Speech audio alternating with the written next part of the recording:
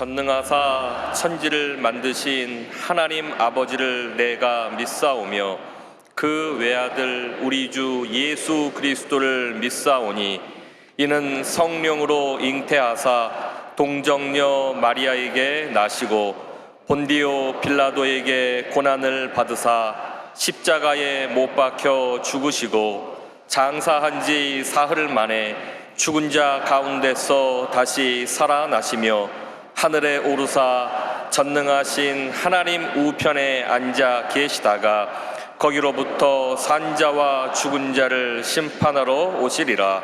성령을 믿사오며 거룩한 공교회와 성도가 서로 교통하는 것과 죄를 사하여 주시는 것과 몸이 다시 사는 것과 영원히 사는 것을 믿사옵나이다. 아멘.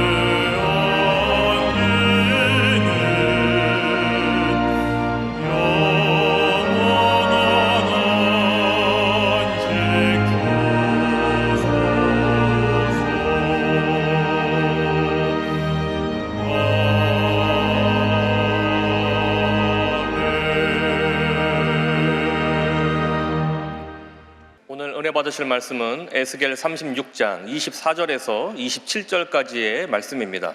에스겔 36장 24절에서 27절까지의 말씀을 다 같이 봉독하겠습니다.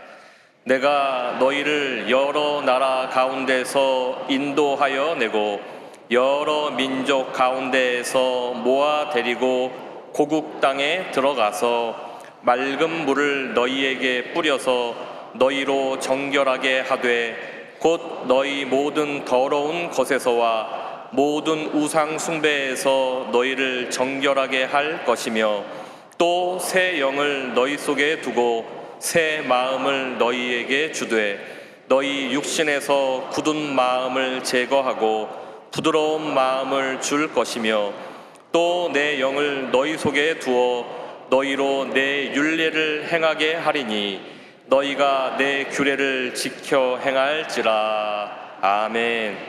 우리 함께 인사 나누겠습니다. 오늘은 참으로 좋은 날입니다. 우리 모두에게 좋은 일이 일어납니다. 오늘 저녁 여러분과 함께 에스겔 36절 본문으로 해서 새 영을 너희 속에 두고 이 같은 제목으로 함께 말씀의 은혜를 나누기 원합니다. 제목을 한번 크게 따라해 주시기 바랍니다. 새 영을 너희 속에 두고, 새 영을 너희 속에 두고 한 해를 승리하며 성공적으로 살아가는 비결은 마음을 잘 지키고 심령의 변화를 받는 데 있습니다. 잠언 4장 23절에 말씀하시기를 모든 지킬 만한 것 중에 더욱 내 마음을 지키라. 생명의 근원이 이에서 남이라고 말씀하고 있습니다. 이렇게 사회가 혼돈스럽고 어지러울 때 우리 마음을 잘 지켜야 됩니다. 사람들은 염려하고 근심하고 걱정합니다. 염려하고 근심하고 걱정할 시간에 우리는 엎드려 기도해야 될 것이고 우리 마음을 잘 지켜야 됩니다.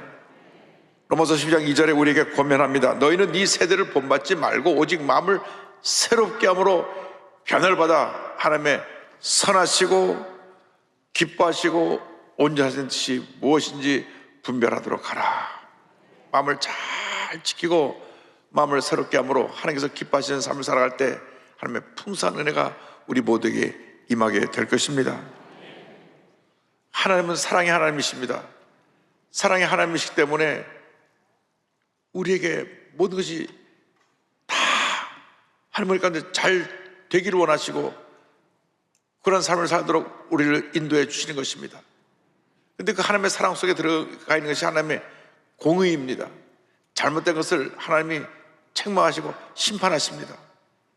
그래서 이스라엘 백성이 하나님을 잘 섬길 때는 하나님께서 놀라운 축복을 저들에게 내려주셨는데 하나님의 뜻을 어기고 우상 숭배할 때는 저들을 선자를 보내 책망하시고 그리고 이방 민족을 통해서 심판하셨습니다. 남왕국 유다가 우상 숭배함으로 말미암아 주전 586년에 바벨론에서 멸망을 받고 포로로 끌려갑니다. 포로로 끌려갈 때 주로 바벨론의 귀족들이 끌려가고 이스라엘 민족들이 뿔뿔이 흩어졌습니다. 시편 44편 11절에 이렇게 말씀합니다. 주께서 우리를 잡아먹힐 양처럼 그들에게 넘겨주시고 여러 민족 중에 우리를 흩으셨나이다. 하나님께서 저들을 사랑하셨기 때문에 저들에게 여하튼 심판을 내리신 것입니다. 저들이 포로로 끌려가서 자기들의 잘못이 무엇인지 알았습니다.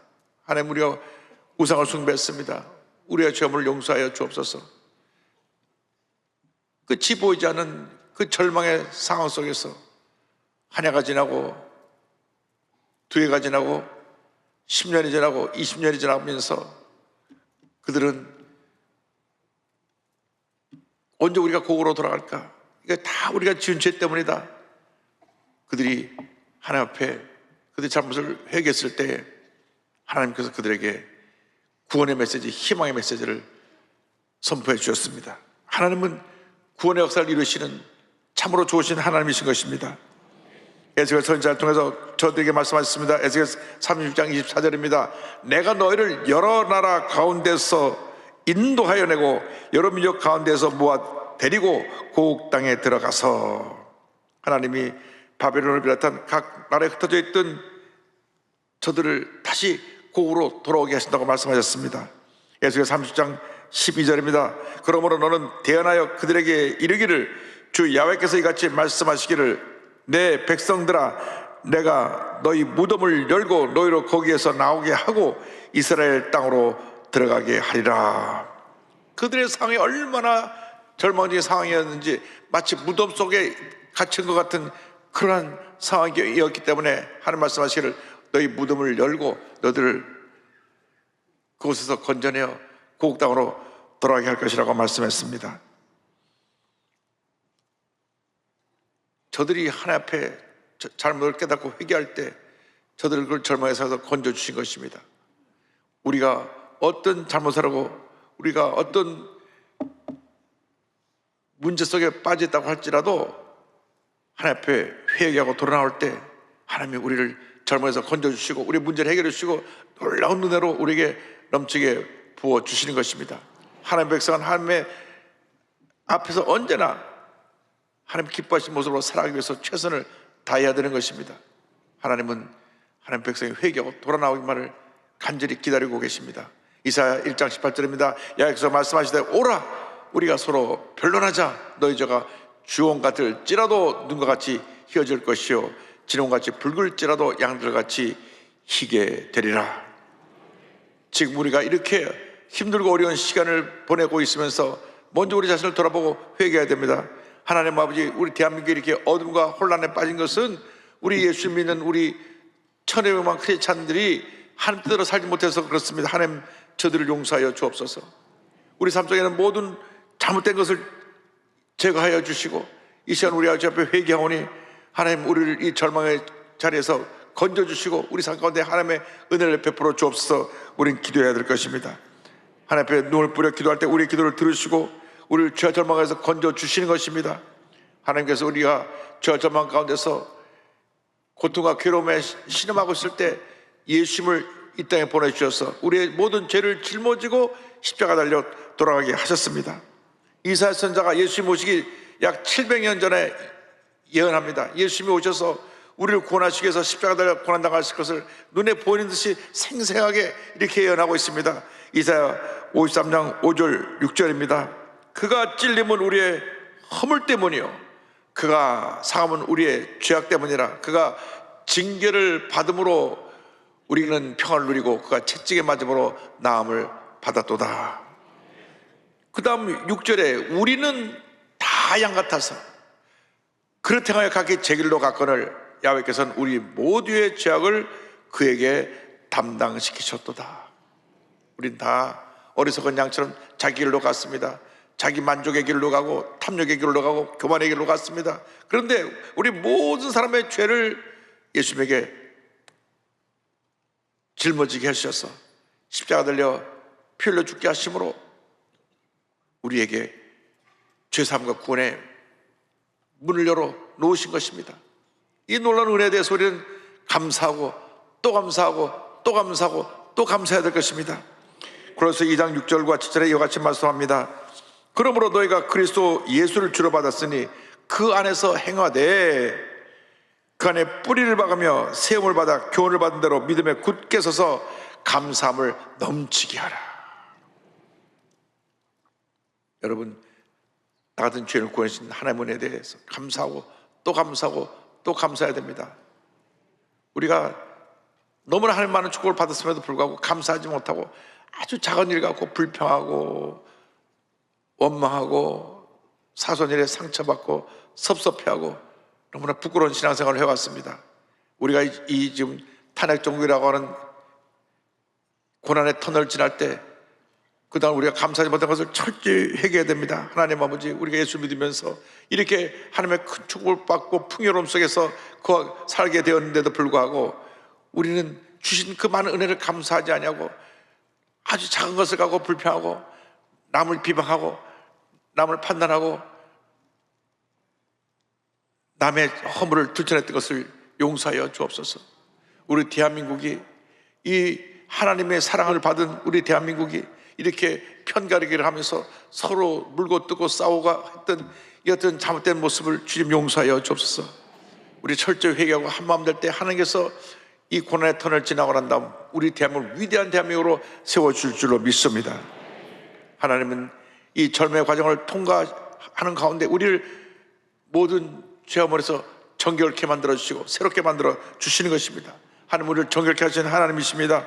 에스겔 36장 25절은 말씀합니다. 맑은 물을 너에게 뿌려서 너희로 정결하게 하되 곧 너희 모든 더러운 곳에서와 모든 우상 숭배에서 너희를 정결하게 할 것이며. 하나님께서 유다 백성을 구원하실 때 모든 더러운 것에서 정결케 하신다 그랬습니다. 여러분, 우리의 생각을 더럽게 하는 이 세상의 음란 문화, 동성애 문화, 도박 문화, 거짓 문화, 인터넷과 유튜브에 얼마나 많은 거짓말들이 그냥 퍼져서 사람들을 잘못된 길로 이끌고 미혹해 하는지 모릅니다. 이 모든 더러운 것을 회개해야 됩니다. 주님, 이 더러워진 이 문화를 예수 믿는 사람이 정결하게 만들게 하여 주시옵소서. 무엇보다도 주님, 이 땅에 만연한 우상숭배, 무속신앙의 모습이 사라져버리게 하여 주옵소서. 신문마다 보면은 오늘의 운세, 그래서 오늘 말띠는 무슨 좋은 일이 있을 것이고, 오늘 소띠는 무엇이 있을 것이고, 그날 하나님 주신 축복 날인데 내가 말띠든 소띠든 개띠든 닭띠든 그게 무슨 상관이 있습니까? 그런데 그것을 보고서 이거 보고 기분이 좋아하고 오늘 난 조심해야 되겠는데, 어디 외출하지 말라고 돼 있는데 그것을 영향을 받는 사람들이 있어요. 또 심한 표면 그만 찾아보는 사람들이 있습니다. 이런 잘못된 것을 물리쳐야 되는 것입니다. TV를 봐도 무당들이 나와서 점치는 얘기들 하고, 이 잘못된 것이 이 사회를 그냥 병들게 만들었습니다. 우리 대한민국이 바로 서려면 이러한 무속신앙이 사라져야 되는 것입니다. 기독교 신앙이 이 대한민국을 바로잡고 변화시키고 위대한 대한민국을 만드는 유일한 길이라는 것을 잊지 말아야 됩니다. 예수 믿는 것만이 생명의 길이요, 축복의 길이요, 기적의 길이요, 은혜의 길이요, 우리 민족이 살 길인 것입니다. 그래서 우리가 이번에 정말 크리스찬들이 한 마음으로 기도하고 또 기도해서 이 땅에 만연한 이 잘못된 모든 흑암의 물결이 다 예수의 보혈의 능력으로 씻겨져 나가도록 해야 될 것입니다. 우리가 주님을 섬긴다고 하면서 죄 뜻대로 살지 못하고 탐욕과 교만과 이기주의로 살았던 것을 회개하고 우상 숭배를 했던 것을 회개하고 예수의 보혈로 씻음 받아서 히브리 10장 22절 말씀 그대로 우리가 마음에 뿌림 받아 악한 양심으로부터 벗어나고 몸은 맑은 물로 씻음을 받았으니 참 마음과 온전한 믿음으로 하나님께 나가자. 이 말씀대로 참 마음과 온전한 믿음으로 하나님께 나가는 우리가 모두 되기를 주님의 이름으로 축원합니다.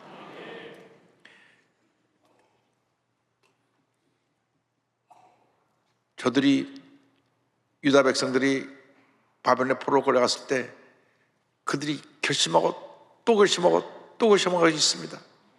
우리가 조상 대대로 우상을 섬겨서 미신에 빠져서 이와 같은 고난을 겪게 되었으니 이제 다시는 우상 숭배하지 말자. 나라가 망하고 포로로 끌려오고 노예 생활하면서 우리의 모든 걸 다 잃었는데 이제는 더 이상 잃을 것도 없고 완전히 절망에 처해진 우리가 더 이상 우상숭배를 통해서 이와 같은 하나님의 심판에 고난을 겪지 않도록 하자. 그들이 진심으로 뉘우쳤습니다. 에스겔 30장 23절을 설명합니다. 그들이 그 우상들과 가증한 물건과 그 모든 죄악으로 더 이상 자신들을 더럽히지 아니하리라. 내가 그들을 그 범죄한 모든 처소에서 구원하여 정결하게 한즉 그들은 내 백성이 되고 나는 그들의 하나님이 되리라. 실제로 이스라엘 백성들이 바벨론 포로로 돌아온 이후에는 이렇게 우상을 숭배하면서 미신에 빠진 기록이 없습니다.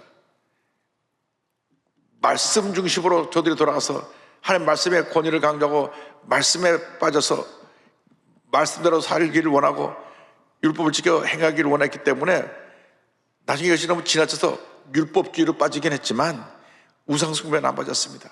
철저히 그들이 하나님 말씀으로 돌아오기 힘써서 말씀 중심의 삶으로 돌아왔는데 우리가 오늘 이 시간에 하나님 앞에서 우리의 우상의 모습을 제거해야 되는 것입니다. 하나님보다 물질을 더 사랑했으면 물질이 우상인 것입니다. 세상 권력을 더 사랑했으면 세상 권력이 우상인 것입니다. 우리나라의 많은 정치인들이 권력이 우상이 돼갖고 그 권력의 자리에 올라가기만 하면 자신이 알게 모르게 교만해지고, 그리고 하나님의 뜻을 잃어버리고 인간의 뜻대로 모든 것을 하려고 하는 그러한 인본주의에 빠져서 많은 실수를 하게 되는 것입니다. 이러한 권력의 우상이 우리 삶 속에서 사라져야 됩니다. 권력은 섬기라고 준 것이지 마음대로 군림하고 다스리라고 주신 것이 아닙니다. 우리나라 앞으로 정치하는 모든 사람들이 이것을 알아야 됩니다. 하나님께서 국민을 잘 섬기라고 그 권력을 잠시 맡겨주신 것이라는 것을 알고 권력을 가진 사람이 잘 섬길 때 이 나라가 하나님의 가운데 복받은 나라로 변화되고 굳건하게 서게 될 것입니다. 교회에서도 먼저 믿은 사람들이, 직분을 가진 사람들이 교회를 잘 섬길 때 교회가 부흥하는 것입니다. 먼저 믿었다고 목에 힘을 주고 처음 예수 믿고 잘 모르는 사람들을 윽박지르고 야단을 치면 안 됩니다. 교회는 만민이 기도하는 집입니다. 병든 사람이나 건강한 사람이나 배운 사람이나 못 배운 사람이나 아무나 오게 누구든지 와서 예수 믿고 예수 앞에 엎드려 기도만 하면 하나님의 은혜가 임하는 것이 바로 교회입니다. 교회에는 빈부 귀천의 차이가 없습니다. 배우고 못 배운 사람의 차이가 없습니다. 권력자나 권력 가진 사람 아는 사람의 차이가 없습니다. 우리는 다 동등한 하나님의 자녀들인 것입니다. 그렇기 때문에 먼저 믿은 사람이 나중 믿은 사람들 잘 사랑으로 섬겨서 믿음으로 잘 성장하도록 이끌어줘야 되는 것입니다.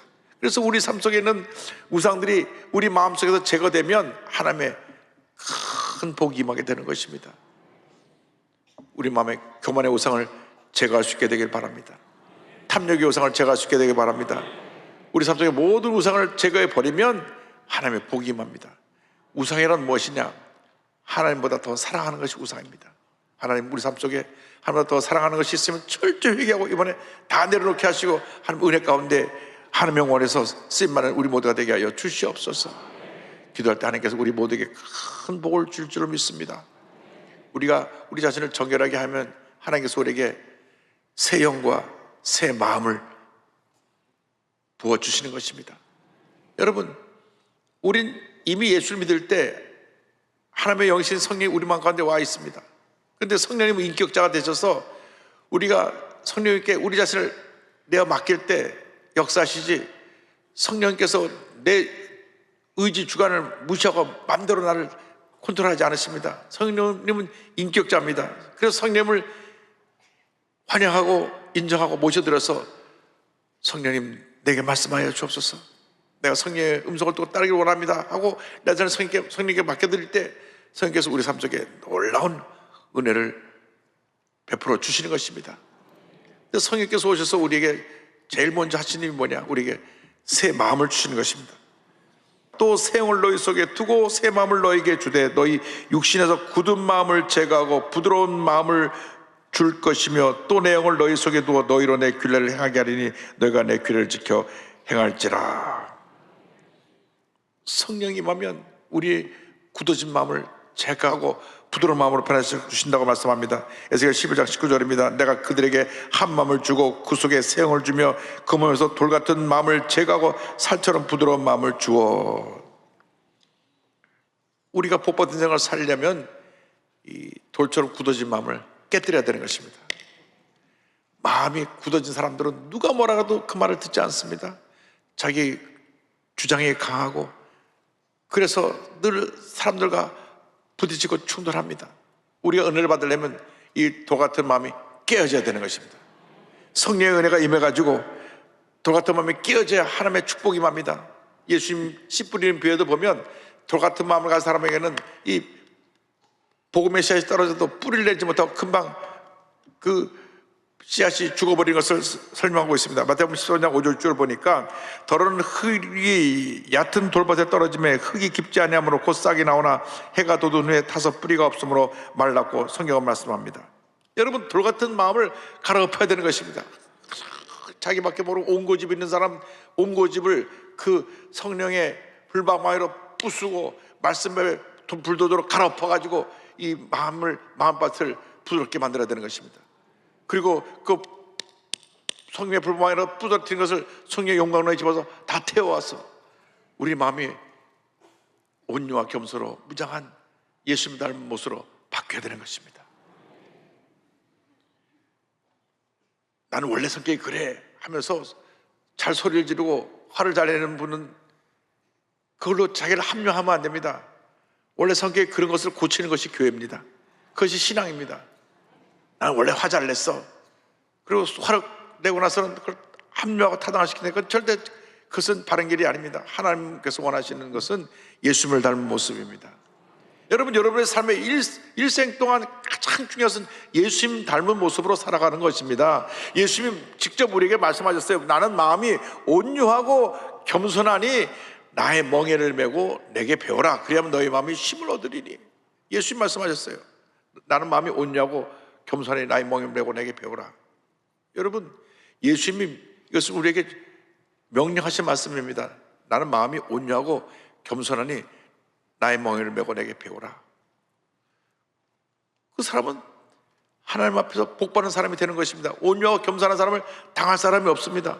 온유와 겸손은 세상을 다 얻게 되는 것입니다. 그러나 강한 성격은 늘 부딪히고 대인관계에 문제가 생기고 스스로 자기 앞을 문제밭으로 바꿔놓는 것입니다.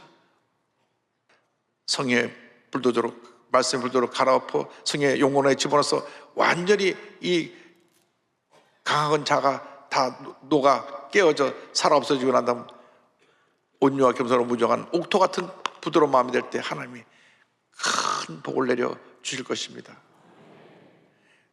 저는 온유와 겸손으로 불쌍한 사람들을 섬기면서 예수의 사랑을 실천한 우리 윤종영 장로님, 그분 별명이 봉천동의 슈바이처입니다. 평생 가난하고 소외된 이웃을 사랑으로 섬긴 우리 윤종영 장로님, 의과대학 시험을 보는데 시험 답안지에 시험 답관은 엉뚱하게 이런 답을 써서 교수들을 감동시켰다는 얘기도 있습니다. 노폐물로 가득한 정맥 같은 삶을 버리고 의사가 되어 동맥 같은 삶을 살고 싶다, 이렇게 써놨는데, 그가 의사가 되고 난 다음 1971년 경찰병에서 수련회 생활을 시작으로 나간도, 외도, 간월도, 네파스도, 창고도 등 서해안 일대 낙도들을 돌면서 의료봉사를 합니다. 그것은 그 섬에는 병원도 없고 의사도 없습니다. 그러니까 자기가 그것을 다 일일이 찾아다니면서 한 섬에 보통 10년 이상씩 다니면서, 외도라고 하는 섬은 30년 넘게 그곳에 가서 진료를 했습니다.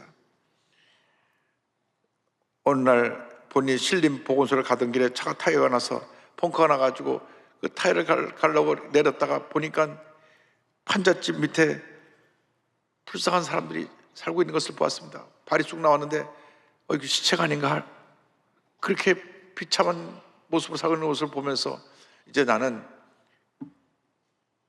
가장 가난하고 어렵고 힘든 사람을 섬기며 살겠다.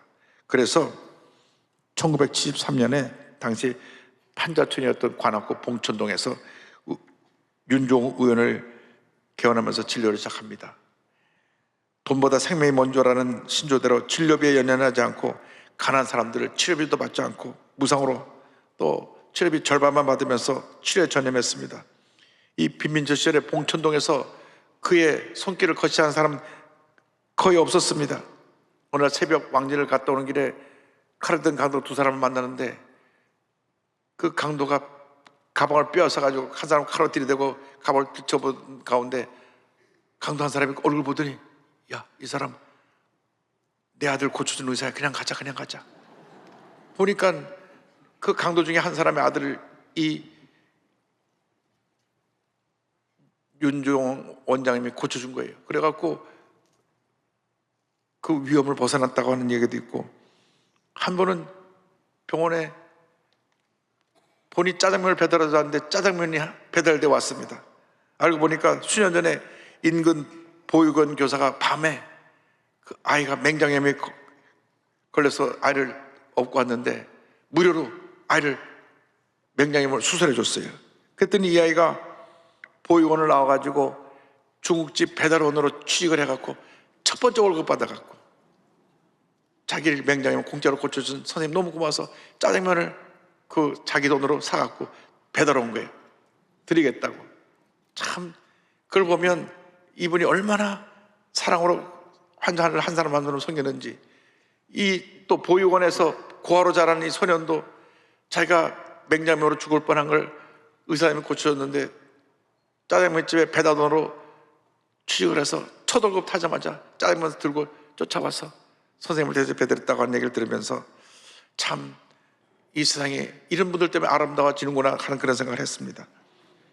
그런데 처음부터 이렇게 훌륭한 의사가 된 것은 아니고 본인이 가난한 사람들 돌보겠다고 생각했는데 돈 버는 재미 때문에 주일 성수도 범하기도 하고 바쁘게 지냈습니다. 근데 1974년 어느 날 택시 운전기사가 교통사고로 피투성해야 된 아이를 안고 병원에 뛰쳐들어왔는데 그 아이를 받아본 순간 너무 놀라버렸어요.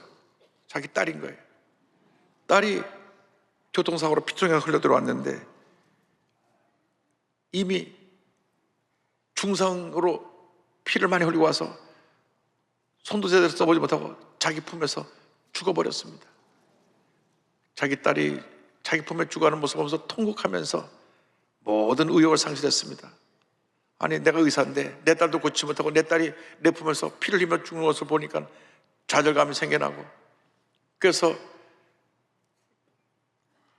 병원도 문 닫고 그냥 넋이 빠져서 하루하루 지나고 있는데 그 다음에 봄에 딸아이 무덤을 다녀오는 길에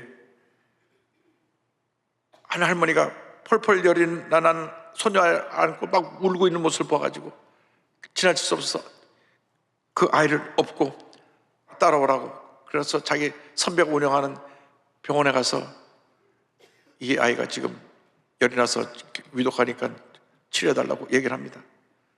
그래서 그 선배가 그 아이를 잘 치료해 줬어요. 치료비 내가 부담할 테니까 잘 치료해달라고.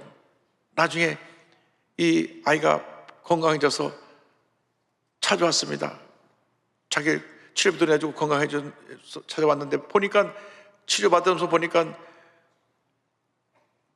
이분도 의사 선생님을 알게 됐어요. 왜냐하면 선배님 뭐 후배 이렇게 얘기하면서 하다 보니까 그러니까 그 아이가 묻습니다. 아저씨도 의사야? 그런데 의사 옷을 안 입어? 청진이도 귀에 안 되네. 이 말이 주님이 자기에게 들려주신 음성처럼 들려왔습니다. 그 말을 들으면서 그 아이가 왜 당신 의사라면서 청진이도 하나 되지 않아? 그래서 그래? 하고 청진이를 꼽아서 그 애 심장에다 딱 된 동안에 딱 되니까 쿵닥쿵닥 뛰는데 주님이 자기를 부르시는 음성을 듣습니다. 그래서 오 하나님 작은 자를 돌보지 않고 세상을 따르던 저를 이제야 깨우십니까? 그날 다시 일어나서 비밀로 가득한 봉천동에 병원을 다시 세웁니다. 1994년부터는 관악장학회를 설립해서 학생들을 돕고 보육원 무의촌에서 진료하면서 가난한 사람들을 돌보는데 보육원을 돌보면서 치료해준 아이만 2,000명이 넘습니다. 한평생 아이들을 섬기는 삶을 사는 그 귀한 우리 이 장로님은 그 공로를 인정받아서 서울시민대상, 국민은장, 동백장, 청년봉사상 등을 시상하게 되었는데 그런 청년봉사상을 수상한 다음 이렇게 말했습니다. 내가 가진 모든 게 없어질 때까지 남을 돕겠다. 그리고 그의 모교인 고대의료원의 의학발전기금 10억을 쾌척하고 그리고 46년 동안 아이를 돌보다가 2019년 아내가 너무나 몸이 아파서 아내를 돌보기 위해서 본인도 나이가 너무 많이 들고 문을 닫으면서 이런 고백을 했습니다. 사실 그렇게 나누고 봉사한다는 게 쉽지만은 않죠. 없는 사람에게는 3분의 1도 힘든 법이에요. 그래도 내가 말하고 싶은 것은 아무리 힘들어도 일할 중 잎은 어려운 사람을 도우라는 거예요. 힘들 때 나누는 건 신체 일부를 떼어내는 고통일 수 있어요. 하지만 그래도 그렇게 해야 해요. 그래야 세상이 아름다워지는 법이거든요. 여러분, 우리의 짧은 주어진 삶 속에 정말 하나님의 영혼에서 귀하게 아름답게 위대하게 쓰임받는 여러분 모두 되기를 바랍니다. 이 한 장로님의 그 귀한 사랑의 섬김이 봉초동 일대를 변화시켜서 예수의 사랑으로 가득 차게 만들었습니다. 오늘날 이와 같은 사람이 필요합니다. 우리 모두가 그 같은 사람이 되어야 됩니다. 이 나라가 이렇게 힘들고 어려운데 우리 모두가 예수님의 사랑의 화신들이 되어서 온유와 겸손으로 세상 섬겨나가면 이 세상의 모든 문제가 다 아름답게 해결되고 하나님 놀라운 은혜와 축복이 넘쳐나게 될 줄을 믿습니다. 우리 주님께서 우리를 부르고 계십니다. 주님 앞에서 결단하면서 찬송가 508장을 함께 하겠습니다. 우리가 지금은 나그네 되어도 화려한 천국에 머자나 가리니 이 세상 있을 때 주 예수 위하여 끝까지 힘써 일하세. 주 내게 부탁하시니 천사도 흠모하겠네. 화목해 하라신 구주의 말씀을 온 세상 널리 전하세.